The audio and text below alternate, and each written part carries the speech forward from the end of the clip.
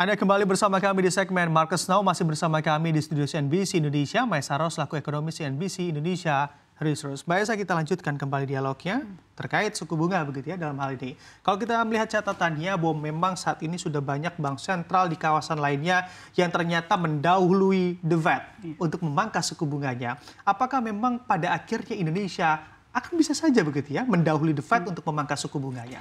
Memang kalau kita lihat catatannya ada yang sekitar mungkin ada lebih dari 7 ya. Ada Australia, Inggris, Uni Eropa, Swiss, Afrika Selatan, Turki, Argentina, Korea Selatan ya. Karena mereka memilih untuk memangkas suku bunga untuk mendongkrak internal mereka, ekonomi mereka, karena mereka sudah ada tanda-tanda lesu. Bahkan sebelumnya juga Kanada dan Meksiko juga mungkin akan memangkas suku bunga karena mereka melihat akibat perang tarif ini ada persoalan pertumbuhan ekonomi yang harus dijaga ya. Jadi mungkin ada soal tekanan dari eksternal yang sayangnya tidak kita bisa kendalikan ya, karena bagaimanapun sekeras-kerasnya mungkin BI menjaga rupiah, ada persoalan dari The Fed yang tidak bisa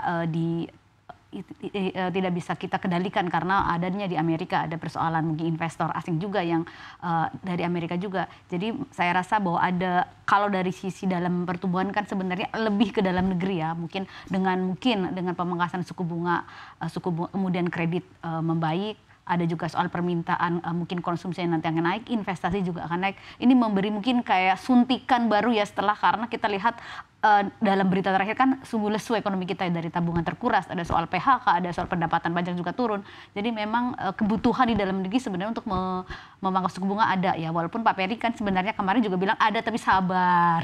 Karena masih ada pasarnya masih bergejolak, eksternalnya juga masih belum tahu, karena itu perang tarifnya kan masih akan belum kedepannya ini masih akan terus berjalan dan panasnya akan seperti apa, dan kita juga tahu geopolitik juga malah semakin panas ya, walaupun kemarin sempat ada kejahatan tapi ternyata malah memanas gitu. Oke, baik. Kalau dilihat dari pernyataan Gubernur The Fed Jerome Powell yang mengatakan peluang untuk pemangkasan suku bunga Bank Sentral Amerika Serikat atau The Fed begitu ya, dalam hal ini atau di sepanjang tahun 2025 akan berada di koridor 50 basis point. Apakah itu juga akan berlaku di negara kita yang mana targetnya di tahun 2025 ini akan berada di koridor 50 basis point? Kalau dari historisnya memang sebenarnya biasanya mengikuti ya. Mungkin ada berapa lag biasanya sih, mungkin kalau Fed dulu kemudian BI dulu, tapi mungkin pemotongan basisnya akan biasanya tidak jauh beda ya. Walaupun ya itu apakah nanti kita melihat apakah BI akan lagi pro growth ataukah lebih ke stabilitas rupiah dan eksternalnya yang perlu kita lihat lagi ya. Oke, jadi kita akan mengupdate juga bagaimana perkembangannya ke depan Pak Esa. Dan melihat juga pergerakan dari tren indeks harga saham gabungan yang ternyata sudah mulai pulih begitu dari kejatuhannya di beberapa waktu kemarin. Apakah ini hanya sementara saja menurut point of view dan riset dari Anda Mbak Esa, atau sebetulnya ini menjadi langkah atau titik balik bagi indeks harga saham gabungan kita untuk membalikkan tren dari pelemahan menuju penguatan? Sebenarnya kalau 2 hari terakhir ini mungkin karena mereka, kita tahu ya, di hari terlalu dalam sekali ya, sempat kemarin ketika trading hal itu kan aturnya cukup dalam. Ada potensi sebenarnya penguatan, dan apalagi dari internal ada kabar baik soal THR ya, dan minggu depan ini sebenarnya agak antara riskan atau karena bisa sangat naik bisa sangat melemah ya, karena menjadi perdagangan terakhir sebelum libur sangat panjang ya.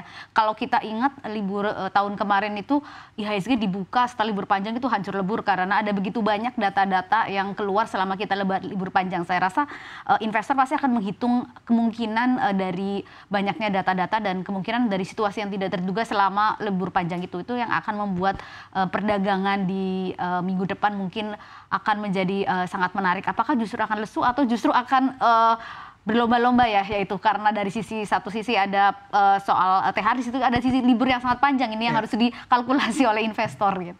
Oke, menurut riset dan analisa begitu ya dari tim riset, probabilitas untuk indeks harga saham gabungan justru terkoreksi di pekan yang mana jelang begitu libur yang cukup panjang di hari Idul Fitri dan juga di musim libur panjang ini, akan seberapa besar probabilitas terkoreksinya Mbak Esa?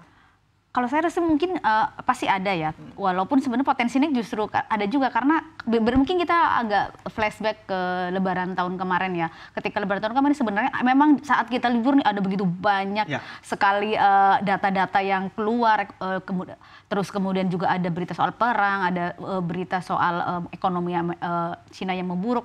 Dalam satu rentang libur tahun kemarin itu ada begitu banyak data, sementara mungkin lebar tahun ini diuntungkan karena sebenarnya sudah ditarik ya keputusan The Fed itu kita sudah tahu, proyeksi mereka sudah kita tahu, tinggal menunggu kepada yang di Timur Tengah nih ya, karena kita tidak tahu apa yang terjadi dan mungkin takutnya nih Trump tiba-tiba mengeluarkan kebijakan yang membuat pasar jittery lagi ya, ini yang perlu dihitung ya, walaupun sebenarnya saya berharap akan membaik ya nanti ya.